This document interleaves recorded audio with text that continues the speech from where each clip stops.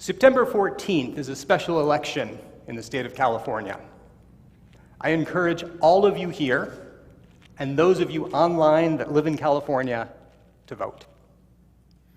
I'm concerned with the direction of legislation. Over the past year, I have been very frustrated with decisions related to the pandemic. With all of these things weighing heavily on me, I have reached a decision. I'm running for office. In starting my campaign, I'm concerned. Issues I can handle. But what perceived misdeeds from my past will be dug up? What action done with naivete, long since forgotten, will be held against me? I worry that I could be embroiled in an incident similar to what happened to Ralph Northam, the governor of Virginia. On February 1st of 2019, images from Northam's medical school yearbook were published by a website politically opposed to him. The photos showed an image of an unidentified person in blackface and an unidentified person in a Ku Klux Klan hood on Northam's page in the yearbook. A spokesman for Eastern Virginia Medical School, Northam's alma mater, confirmed that the image appeared in its 1984 yearbook. Shortly after the news broke, Northam apologized for appearing in the photo. His apology stated in part, "I am deeply sorry for the decision I made to appear as I did in this photo, and for the hurt that the decision caused then and now." According to articles from the Washington Post, prior to issuing his apology, Northam had privately reacted in confusion to the photo and told several people that he did not believe that he was either of the men depicted in the photo. Two people familiar with the events of that evening said that Northam decided to take the blame for the photo due to the pressure on him to issue a statement, even though at the time, Northam was still confused about the photo's origins. As someone who has email accounts and a Facebook account, I worry what could be drawn from my online presence. Will I suffer an experience similar to Chrissy Teigen? As summarized by The Guardian, in May of this year, a media personality, Courtney Stodden, accused Teigen of bullying her online years ago. Teigen tweeted at Stodden, who was only 16 at that time, telling her to take a dirt nap, and allegedly private messages were sent to Stodden saying, "I can't wait for you to die." After these disturbing revelations, Twitter's armchair detectives rapidly began searching for other nasty things Teigen might have said. Cancellation commenced. Teigen apologized for her behavior in a May Twitter thread.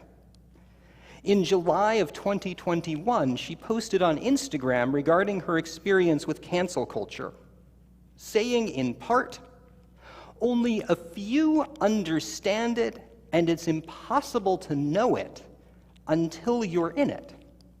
And it's hard to talk about it in that sense because obviously you sound whiny when you've clearly done something wrong." I have a subsequent announcement to make. After intense thought and introspection, I've decided to withdraw from the race. My short-lived political ambition aside, both stories are very striking to me. Ralph Northam was questioned for something he potentially did almost 35 years before. 35 years is longer than some of you here have been alive. And I believe I can say, looking around the room, there is nobody under the age of bar or bat mitzvah. But 35 years is almost one complete generation. In the case of Chrissy Teigen, it was only a little over a decade earlier. At their face value, they're peshat. It is undeniable that both instances, the picture and the messages, were hurtful. But what is the statute of limitations? We are currently in Aseret Yamei Teshuvah, the 10 days of repentance. It is our opportunity, our obligation to be thoughtful, to be introspective, to be honest, and to be vulnerable. To properly engage with these days, we must approach those we have hurt and express an understanding of the pain caused. It is more than simply saying, "I'm sorry." We can't just pay lip service to what we have caused. It is a difficult and terrifying thing to do. It is opening the metaphorical boxes tucked into those dark corners that we hoped would just be forgotten. In a pandemic year filled with anxiety and uncertainty, I know my own house is filled with more than usual. And as someone who recently combined households with my now wife, and who is working on preparing space for a new baby, I have profound, deeper appreciation for the necessity of working through my own stuff. It's really darn easy to look at somebody else's stuff and tell them what they should do. These days of repentance are about taking that burden upon ourselves. If we handle this time honestly, if we truly engage with it, if we apologize to those that we know we have caused harm to, if we look deep within ourselves, work with ourselves, apologize to ourselves for challenges in our essence, we will let our reputation precede us. If we do the work that is demanded of us, that statute of limitations should be 1 year. I really don't know Ralph Northam. I have not followed his career, did not dig too much into what happened around that story. Politically, I know that it's interesting. Chrissy Teigen, she just happens to be in the news. Otherwise, I don't follow her. But I have to wonder, was it really fair to them? Who were they before and after these events that made them headline news? And what is it that we can do yesterday, today, through next week, at an absolute minimum, to make sure that nobody should have to question who it is that we are? We have an amazing opportunity to reach the point of the final Tekiyah Gedolah of Yom Kippur with essentially a cleaner slate, an emptier house, and the opportunity to be who it is that we really believe we can and should be. Danielle Green, a former Notre Dame women's basketball player who lost part of her arm in an attack while serving in Iraq, was the Pat Tillman Award recipient at the 2015 ESPY Awards. In her remarks, she said in part, "There is no self-pity, there is no regret, because once you go down that road, you get stuck. So I refuse to accept a role as a victim. I am victorious. I can't be stuck in the past." She continued, "What's my purpose? What's my passion? What do I want my legacy to be? How can I live as a full human being? It is by being fully present and doing the hard work that we each have the opportunity, potentially the obligation to do right now that allows us to enter the new year as a full human being. She says, in the end, we only regret the chances we didn't take.